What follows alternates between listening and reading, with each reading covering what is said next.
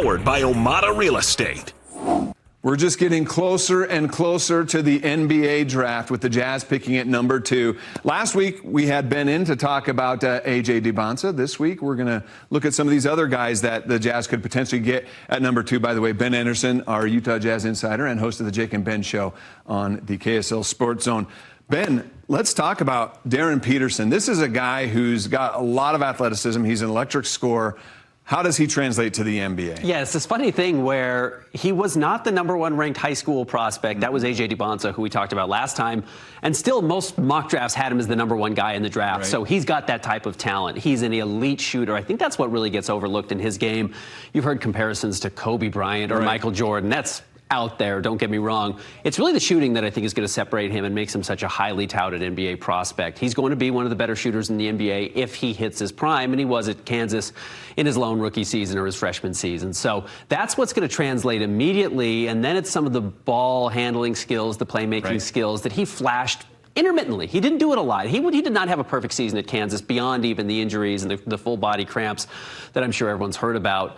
But if those come along and he can get back to where he was as a playmaker in high school, and then you team it with the shooting, which really wasn't his strength as a young person, then it really starts to be, you know, the galaxy brain, perfect scenario where he slots in right next to Keyonte George, maybe eventually replaces Keyonte George, but gives the Jazz that big, dynamic, on-ball scorer, shooter, and playmaker that I don't know if they've really ever had. I mean, even a higher ceiling than a guy like Deron Williams or Donovan Mitchell. Yeah. So you talked about some of the comparisons that he's drawn. I read one this last week from ESPN that they say he's like Damian Lillard, but more skills. Like, what are some of those skills? You mentioned some of the ball handling that he flashed. Yeah, you know, the NBA is all about spacing, especially on the offensive side of the floor.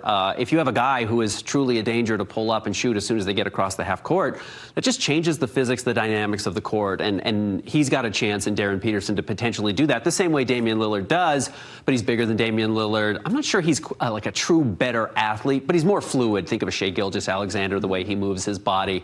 It's not just raw explosion as a jumper, but just perfect body control, the ability to manipulate his defender, which results in free throw or trips to the free throw line. And then defensively, he's way better. I mean, he just gets a lot of steals. He gets his hand on the loose balls a lot. So that's where he can separate himself out from, I don't want to say Steph Curry, because I'm not trying to set the ceiling too high, but defensively above a Damian Lillard in a place where we haven't seen maybe that well-rounded of a player. Well, hearing those types of comparisons and analysis, that excites me for a guy like Darryn. But I have a lot of Jazz family and friends, fans, that they were concerned about potentially getting Darryn Peterson with obviously the health concerns that he had in college. There's been reports of maybe some attitude problems.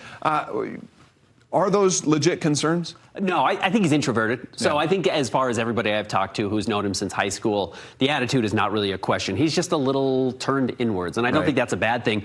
Now, if I'm the Washington Wizards and I need somebody to come in and develop a culture, that just may not be his natural instincts. But if I'm the Jazz and I have Jaren Jackson Jr. and I have Keyonte George, who are like big, explosive personalities, but very positive guys, I don't worry about that at all, really. And then if you're getting the best player on the court, that's a real plus. So I wouldn't worry about that. The full body cramping, we're just not going to know until we know. It may not show up on any of the pre-draft medicals.